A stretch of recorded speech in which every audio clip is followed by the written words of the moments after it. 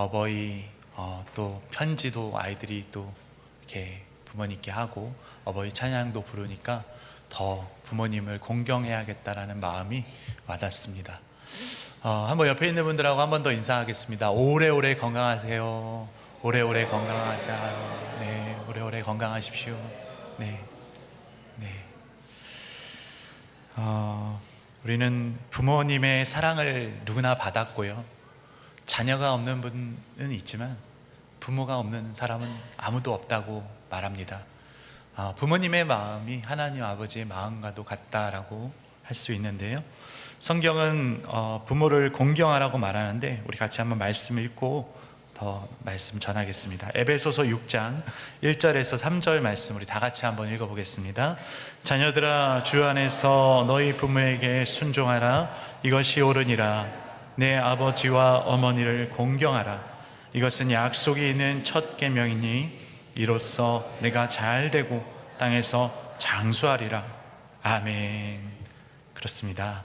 하나님을 사랑하고 이웃을 사랑해야 하는데 이웃사랑의 제일 첫 번째 계명이 부모 공경입니다. 부모님을 공경하여서 말씀대로 살아서 행복한 가정 이뤄가는 성도님들 되시기를 축복합니다. 오늘 우리가 살펴볼 본문의 내용은요, 요셉의 이야기입니다. 야곱의 이야기에서 이제 요셉의 이야기로 넘어가는데요, 요셉은 야곱의 12아들 중에 11번째 아들입니다. 야곱의 가정에는 야곱에게 아내가 넷이 있었어요. 레아와 라헬, 그리고 또 두 여종에게서 12아들을 낳았습니다. 그 중에서 야곱이 특별히 사랑하는 아들 요셉이었어요. 왜냐? 야곱이 정말 사랑한 여인은 라헬이었거든요. 그 라헬이 낳은 첫째 아들 바로 요셉입니다. 요셉을 얼마나 사랑했는지 몰라요. 그 요셉의 이름은 뜻은 뭐냐면 내 부끄러움을 씻으셨다, 또 하나님이 더하셨다, 이런 뜻을 가지고 있습니다. 요셉은 우리가 아는 것처럼 꿈꾸는 사람, 꿈꾸는 자라고 말을 하죠. 오늘 본문 19절 말씀에도 서로 이르되 꿈꾸는 자가 오는도다, 이렇게 말씀합니다. 꿈쟁이 요셉이에요. 요셉이 어떤 꿈을 꾸었습니까? 그림을 한번 보시면 형들의 곡식단이 자기 단 앞에 절하는 꿈, 그리고 해와 달과 11별이 자기에게 절하는 꿈, 이 꿈을 꾸고 형들에게 말을 했다는 것이지요. 그런데 이 꿈은 단지 요셉의 꿈이 아니라 하나님의 꿈이라고 하는 것을 우리는 알게 됩니다. 하나님의 꿈은요, 반드시 이루어진다고 하는 것이지요. 여러분, 하나님은 요셉을 통해서 이스라엘을 구원할 계획을 갖고 계셨습니다. 그런 의미에서 요셉은요, 예수님을 나타내는 인물, 구약에서 예수 그리스도를 예표하는 인물이라고 할 수 있습니다. 예수님은 어떤 분입니까? 우리에게 하나님 나라를 꿈꾸게 하는 분이십니다. 우리의 죄와 수치를 씻어주시고 우리에게 영생을 주시고 행복을 더하시는 분인 줄로 믿습니다. 그런데 성경은요, 이 요셉이 꿈을 꾸었는데 사실 요셉이 그 꿈에 대해서 정확하게 알고 있었던 것 같지는 않습니다. 하나님이 꿈을 주셨다라고도 말은 하지 않습니다. 그저 꿈을 꾸고 아무렇지 않게 형들에게 잘난 체하고 떠들고 있는 요셉의 모습을 보게 됩니다. 안 그래도 요셉은 아버지로부터 편애를 받는 아들이었습니다. 창세기 37장 3절을 보면 요셉은 노년에 얻은 아들이므로 이스라엘이 여러 아들들보다 그를 더 사랑하므로 그를 위하여 채색 옷을 지었더니, 그렇습니다. 아버지가 다 골고루 사랑해야 되는데 요셉만 편애했다는 거예요. 에서와 야곱도 그렇죠. 야곱을 하나님이 더 사랑하셨어요. 그것은 하나님이 편애하시는 분은 아니지만 하나님께서 야곱을 택하셨다는 거예요. 마찬가지로 야곱을 택하신 하나님은 이제 요셉을 택하십니다. 야곱의 편애를 받는 요셉이요, 형들의 눈에는 가시였을 겁니다. 이 채색 옷이라고 하는 것은 어떤 걸까요?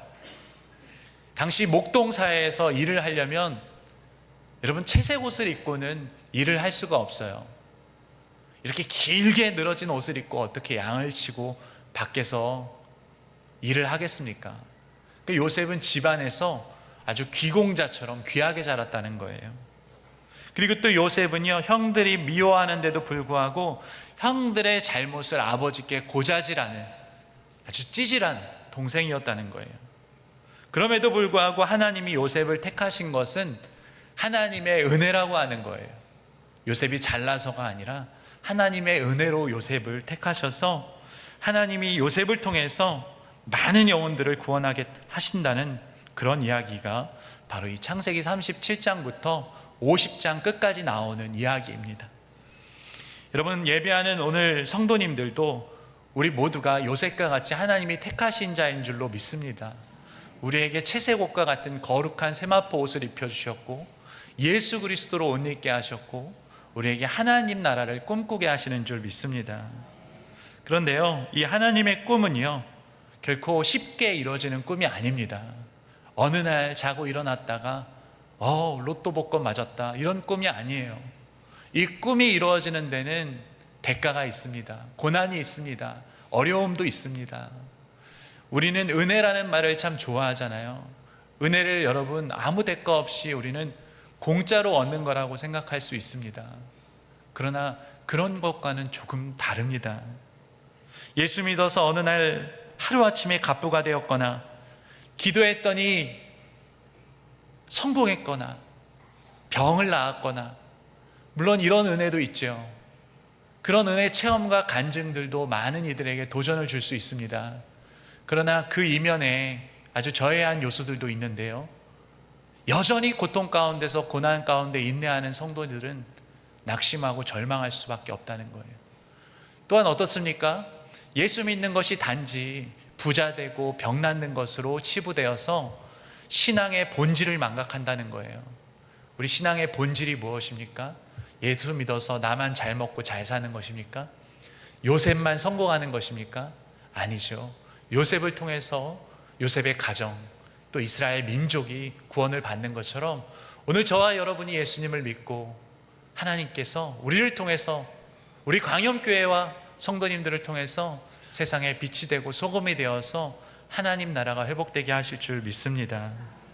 여러분, 십자가를 통해 우리가 구원받은 것처럼 우리의 순종과 헌신을 통해 하나님의 역사를 써내려 가신다는 거예요. 우리가 30배, 60배, 100배의 결실을 얻기를 바라잖아요. 저도 그렇게 기도하고 성도님들이 다 그렇게 건강하고 축복받기를 소망합니다. 그런데 한편으로 이 30배, 60배, 100배의 결실을 얻어서 여러분 뭐 하실 것입니까? 우리는 30배, 60배, 100세의 결실을 얻어서 30배, 60배, 100배로 나누고 베푸는 삶을 살아야 할 것입니다. 예수 믿어서 받는 축복이 내가 조금이라고 많이 얻는 것이라고 한다면 그건 도둑질이죠. 예수 믿고서 우리가 받는 축복은 내가 많이 받았어도 더 많이 베풀고, 내가 200만 원 벌었으면 1000만 원어치 직장에 가서 일하는 것 아니겠습니까? 그렇게 할 때 세상이 우리를 향해서 그리스도인이라고, 빛과 소금이라고 말할 수 있는 줄 믿습니다. 요셉의 형들이 요셉을 왜 죽이려고 합니까?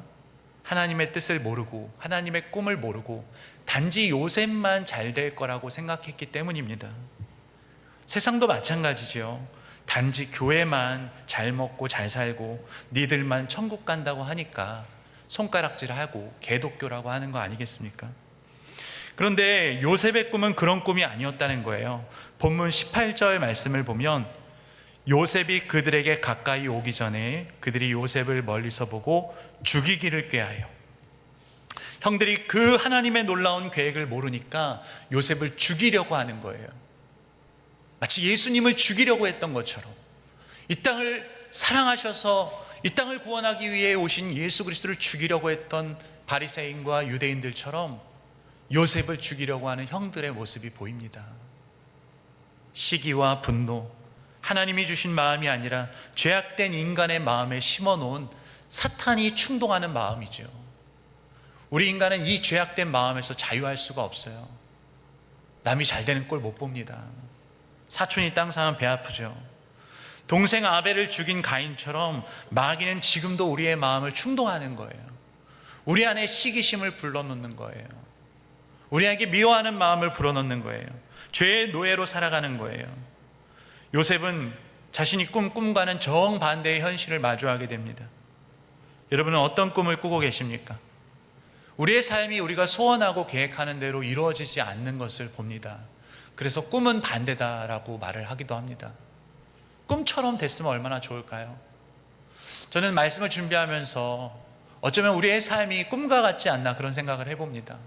어린 시절을 생각해 보면 행복했던 그 꿈이 있어요. 꿈과 같은 시간들, 또는 고통스러운 시간들이 있어요. 이런 현실이 꿈과 같다는 것은 이것 또한 지나간다는 의미에서 그렇습니다. 앞으로 우리는 어떤 꿈을 꾸어야 할까요? 이 꿈과 현실의 경계에서 우리가 하나님의 말씀을 들어야 하는데요, 우리가 꾸는 꿈은 내 성공과 내 욕망이 자리하는 꿈이 아니라 정말 이 땅을 구원하고자 하는 하나님의 꿈이라고 하는 것이죠. 요셉은 자기도 모르게 그런 꿈을 하나님이 꾸게 하셨고, 이제 그 꿈이 이루어지기도 전에 꿈이 산산조각 나는 것처럼 구덩이에 던져집니다. 악몽 같은 현실을 마주하게 되는 거예요. 이 꿈에서 빨리 깨어났으면 좋겠지만 이것은 현실이에요. 눈을 들어 하늘을 바라봤더니 하나님이 계시는 것이 아니라 나와 밥숟가락을 같이 뜨던 형들이 있는 거예요. 나를 배신하고 나를 구덩이에 던져 넣은 그 형들이 얼마나 미웠을까요? 내가 뭘 잘못했길래 이런 나에게 시련이 왔을까? 자기를 비관하고 얼마나 괴로워했을까요? 두려웠을 겁니다. 아무리 벗어나려고 해도 벗어날 수 없는 구덩이에서 도와달라고 외쳐도 아무도 없는 그 구덩이. 때로는 우리가 이러한 구덩이와 같은 삶을 경험하게 됩니다. 내 힘으로 아무것도 할 수 없어요. 아무에게도 의지할 수 없는 그런 구덩이, 배신의 구덩이, 왕따의 구덩이, 다윗이 경험한 사망의 음침한 골짜기, 욥이 경험한 고난의 골짜기, 요나가 경험한 물고기 뱃속과 같은, 예수님이 경험한 십자가와 죽음이라고 하는 음부의 그 구덩이를 우리도 지나갈 때가 있다는 것입니다. 주님이 나의 하나님 어찌하여 나를 버리셨나이까 절규하며 탄식한 것처럼 믿음으로 사는 우리에게도 이러한 어려움들이 찾아올 때가 있다는 것입니다. 오늘 창세기 37장의 특이한 점은 하나님이라는 단어가 한 번도 나오질 않아요. 여호와라는 말도 나오질 않습니다. 보통은 하나님이 아브라함을 부르셨다, 이삭에게 말씀하셨다, 이러한 하나님이 언급이 되는데, 본문에는 요셉이 구덩이에 빠지는 순간까지 한 번도 하나님이 나오지를 않는 거예요. 보이지 않는 하나님, 어떻게 우리가 그분을 신뢰할 수 있겠습니까? 왜 요셉의 삶에 이런 불행이 닥치고 왜 요셉의 가정에 이런 비극이 찾아왔을까요? 제가 좋아하는 찬양이 생각이 났는데요, 같이 한번 불러봤으면 좋겠습니다. 하나님의 음성을 앞부분만 한번 같이 불러보겠습니다.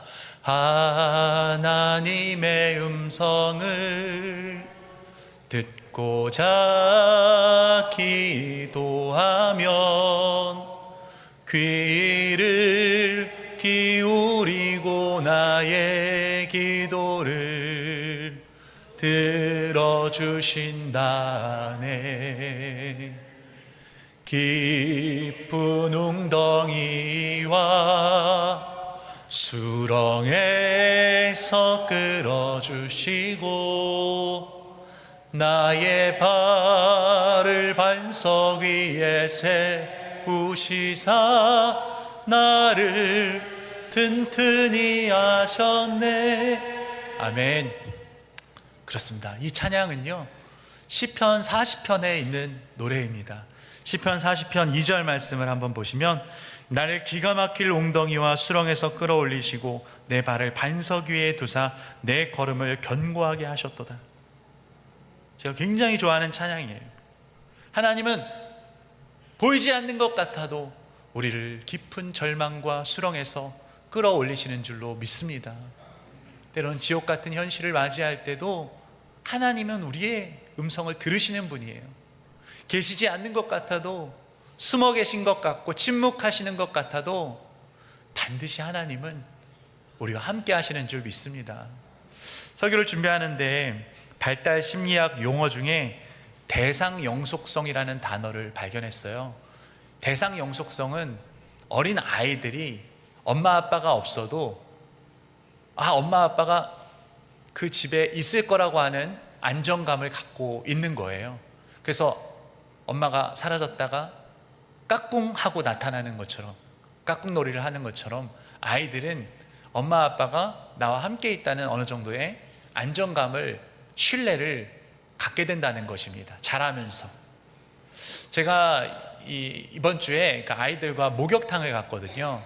남자아이 둘을 데리고 제가 목욕탕에 들어갔는데, 이렇게 아이들 손잡고 이렇게 다니다가 제가 이제 둘이서 워낙 잘 노니까 제가 뜨거운 사우나실에 들어갔습니다. 그래가지고 그 사우나실 창문으로 애들이 혹시라도 넘어지거나 물에 빠지지 않는지 한번 보고 있었어요. 그랬더니 아이들이 바가지로 물을 이렇게 퍼 나르면서 재밌게 잘 놀더라고요. 한 3분 정도 지났을까요? 첫째가 아니라 이제 남자의 큰애가 이제 두리번 이렇게 아빠를 찾는 거죠. 어딨나 다 뭐 비슷하게 빨개벗고 있는 사람들만 보이는데 아빠는 없는 것 같으니까 찾다가 결국 막내 아이 손을 잡고 이제 나가려고 하는 거예요. 그래서 제가 그때 딱 등장을 한 거죠. 그랬더니 어디 갔었냐고 막 이렇게 그러는 거죠. 그러니까 마치 하나님도 그런 것과 같아요. 우리 눈에 보이지 않는 것 같지만, 하나님이 안 계신 것 같지만, 정말 우리가 꼭 필요할 때 하나님이 짠하고 나타나신다는 거예요. 의심하고 두려워하고 불안하지만 하나님이 우리와 함께 하시는 줄 믿으시기 바랍니다. 요셉을 다 보고 계셨어요. 요셉이 꿈을 꾸고 요셉이 애굽으로 향하여 가는 그 걸음 속에서, 구덩이에 빠진 상황 속에서도 보이지 않는 것 같아도 하나님이 보고 계셨고 기가 막힐 웅덩이에서 건지셨다는 거예요. 그래서요, 첫째인 장남 르우벤이 이 야곱의 12아들 중 첫째거든요. 이 르우벤이 장자이니까 아버지가 없으면 장남이 가장 노릇을 하잖아요. 이 르우벤이 다른 형제들은 요셉을 죽이자고 하는데, 아니다, 우리 손에 피 묻히지 말자, 구덩이에 빠뜨리기만 하자, 이렇게 이야기를 하고, 뒤에 무슨 계획이 있었냐면 동생들이 이제 딴짓하는 그때 내가 요셉을 구해줘야겠다, 그런 마음을 갖고 있었던 것 같아요.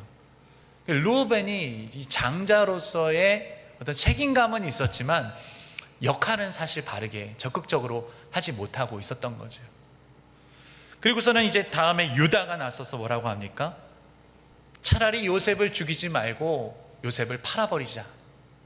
그때 마침 이제 이스마엘 상인들, 미디안 상인들이 지나가고 있으니까 이 요셉을 팔아서 차라리 우리가 돈이라도 갖자. 그래서 요셉을 은 20에 팔아버립니다. 애굽으로. 예수님이 은 30에 가룟 유다에 의해서 팔려간 것처럼 요셉도 은 20에 애굽의 노예로 팔려가게 되는 거예요. 그리고 나서 르우벤이 어디 갔다 왔는지 구덩이를 보니까 요셉이 없는 거예요. 너무 놀래가지고 옷을 찢고 뭐라고 합니까? 29절 30절 말씀 한번 제가 읽어드리겠습니다.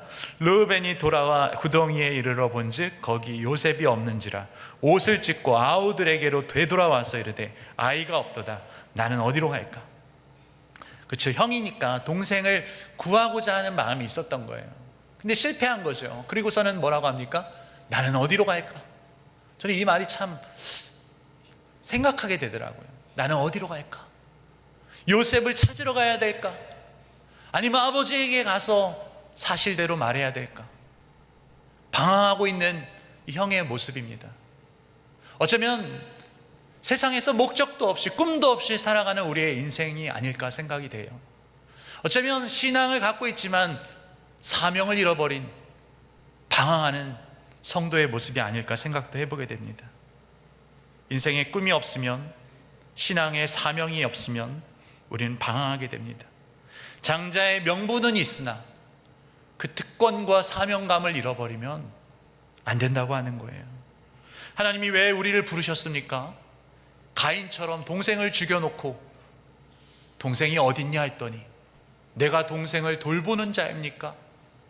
뻔뻔하게 시치미 떼는 가인을 보십시오. 우리가 하나님 앞에서 그렇게 말할 수 없다는 것이죠.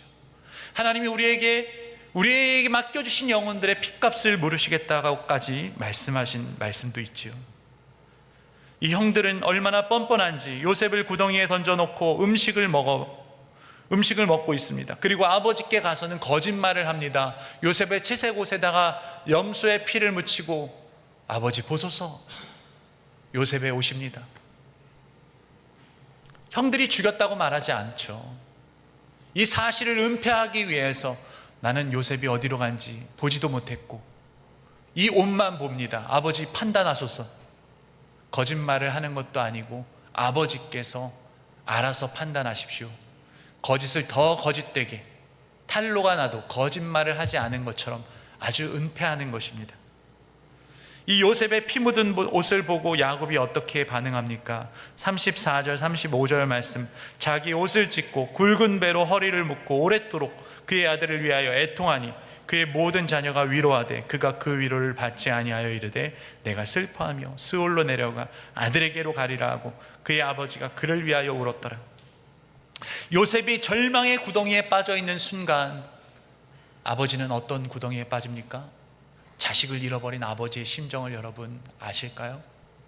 제가 또 그날 목욕탕에 간 날 오후에 또 사람 많은 곳에 갔다가 막내를 잃어버렸어요. 서로 이렇게 아내랑 서로 보겠거니 하다가 막내를 잃어버리고 한 3분 5분 정도를 막 뛰어다니면서 이름을 부르면서 찾았거든요. 얼마나 가슴이 철렁했는지 몰라요. 아이가 저쪽에 가가지고 혼자 놀고 있더라고요. 근데 진짜 잃어버렸다라면 어떨까요? 지금 이 야곱은 진짜 이 요셉을 잃어버렸다는 거예요. 얼마나 마음이 아플까요? 어떤 영화나 드라마에 보면 자식을 잃은 부모는 정말 일도 다 내팽개치고 막 전단지 뿌리면서 동네 방네 전국을 돌아다니면서 찾잖아요. 근데 지금 이 야곱은 나이가 들어가지고 그렇게 하지도 못하는 거예요. 너무 절망적인 거예요. 완전히 스올이라고 하는 것은 지옥이잖아요. 완전히 심리적 지옥에 갇혀버립니다. 심리적 구덩이 속에서 괴로워하고 탄식하며 울고 있는 거예요. 절규하고 있는 거예요. 형들이 위로하지만 그 자식들이 위로가 되지 않는 거예요. 형들이 위로하는데 그것도 참 얼마나 가증스럽습니까? 동생을 죽여놓고 아버지 앞에 아버지를 공경한다고 하는데 그게 무슨 공경이 되겠습니까? 우리가 하나님 앞에 나와 예배할 때 형제들을 미워하고 다른 사람들을 시기하고 이웃에게 죄짓고 하나님 앞에 나와서 사랑한다고 말할 수 있습니까? 그럴 수 없다는 것이죠. 여러분, 우리는 이 야곱의 절망을 보게 됩니다. 노년에 이러한 아픔을 겪지 않아야 하는데 야곱은 너무나도 괴로워서 살 소망이 끊어져서 죽고 싶다고 말하는 거예요. 여러분, 예수를 믿는 우리의 가정에도요, 이런 어려움이 찾아올 수 있다는 거예요. 죄라고 하는 것은 믿는 사람, 믿지 않는 사람 가리지 않고 언제든지 우리의 가정과 교회에 침투할 수 있다는 거예요. 그때 우리 어떻게 해야 될까요? 기도해야 하는 거예요. 그래서 늘 깨어서 기도하고 하나님을 붙들고 살아가야 한다는 것입니다. 얼마나 불안합니까? 아버지 야곱에게도 일말의 책임이 있었죠. 창세기 34장을 보면요, 이미 야곱의 딸 디나가요, 끔찍한 일을 겪잖아요. 그 세겜 족장의 아들로부터 강간을 당했어요. 근데 야곱이 바르게 대응하지도 못하고 그 또 오빠들 시몬과 레이가 복수극을 펼쳐서 그들을 다 막 잔혹하게 죽이잖아요. 그때도 야곱은요, 자녀들을 바르게 훈계하지 못합니다. 그러니까 야곱의 가정에, 이 야곱의 가장으로서 가정을 제대로 지금 건사하지 못하는 모습들이 나타나고 있는 거예요. 하나님의 축복을 받았음에도 불구하고 가정을 책임지지 못하는 야곱의 모습을 보게 되는 것입니다. 우리는 어떻습니까? 가정을 잘 다스리는 자가 되어야 하는데 그러지 못할 때가 있습니다.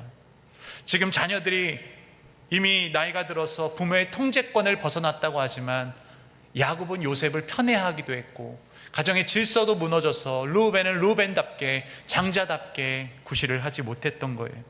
이런 가정의 비극이 무엇 때문일까요?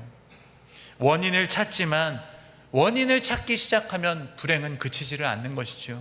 우리는 하나님을 찾아야 하는 줄 믿습니다. 하나님 어떤 분이십니까? 악을 선으로 바꾸시는 분이세요. 여러분, 문제 없는 가정, 사연 없는 가정이 어디 있겠습니까? 그러나 그 모든 것을 선으로 바꾸신다는 거예요. 그래서 창세기 50장 20절 말씀을 보시면 당신들은 나를 해하려 하였으나 하나님은 그것을 선으로 바꾸사 오늘과 같이 많은 백성의 생명을 구원하게 하시려 하셨나니. 그렇습니다. 요셉이 하는 말이죠. 하나님이 악을 선으로 바꾸신 거예요. 하나님이 요셉과 함께 하셨습니다. 앞으로 제가 이제 요셉에 대한 말씀을 더 설교해야겠지만 우리는 이 이야기의 결말을 어느 정도 다 알고 계실 겁니다. 하나님은 당신의 꿈을 반드시 이루시는 분이에요. 우리가 꾸는 꿈, 개꿈이 아니라 하나님이 우리에게 주신 꿈, 비전, 우리의 힘과 능력으로 이룰 수 없지만 하나님께서 이루신다는 것입니다. 우리의 삶에 찾아오는 불행과 비극도 행복과 희극으로 바꾸시고 눈물과 슬픔도 기쁨과 찬송으로 바꾸시는 줄 믿습니다. 로마서 8장 28절 우리 같이 한번 읽어보겠습니다. 우리가 알거니와 하나님을 사랑하는 자 곧 그의 뜻대로 부르심을 입은 자들에게는 모든 것이 합력하여 선을 이루느니라. 아멘. 그렇습니다. 고통도 아픔도 슬픔도 불행도 모든 것이 합력하여 선을 이루시는 하나님이십니다. 우리 눈에 보기에는 왜 우리 가정은 이럴까? 왜 내 삶은 이럴까? 그러나 하나님께서 우리 가정을 붙들고 계시고 더 하나님의 축복과 은혜를 주실 줄 믿습니다. 오늘 말씀을 맺으면서 이 야곱의 깊은 슬픔을 한번 생각해 보게 됩니다. 어버이 주일인데요. 야곱의 이 말년에, 노년에 이런 아픔과 고통이 찾아왔는데 우리 성도님들의 말년과 노년에, 노후에 건강하시기를 축복합니다. 건강보다도 또 믿음이 있으시기를 축복합니다. 하나님 주시는 위로와 평안이 있으시기를 축복합니다. 오늘날 사회에 여러 가지 문제들이 있지만요, 우리나라의 노인 자살률이 세계 최고라고 합니다. 그 중에는 독거노인도 있고요, 독거노인들 중에는 자녀들이 있지만 자녀들이 찾아오지 않는 그런 어른들도 많다고 합니다.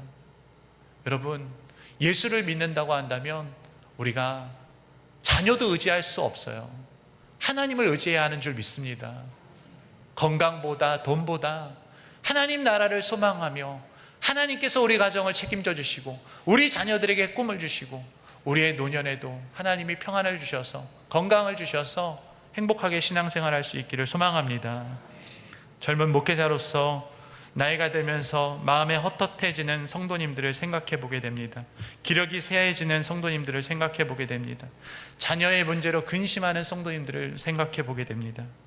그러나 누가 할 수 없죠. 하나님이 하여 주실 줄 믿습니다. 우리의 가정, 우리의 부모님, 우리의 자녀 다 하나님께 맡겨드리기를 원합니다. 내가 할 수 없는 것, 하나님께서 하실 것을 믿고 우리가 최선을 다해야 돼. 하나님이 도와주시고 하나님이 함께 하셔서 하나님 나라에 가는 그날까지 붙들어 주시기를 소망합니다. 이 굳건한 믿음 가지고 행복한 가정, 행복한 교회 이뤄가는 복된 성도님들 되시기를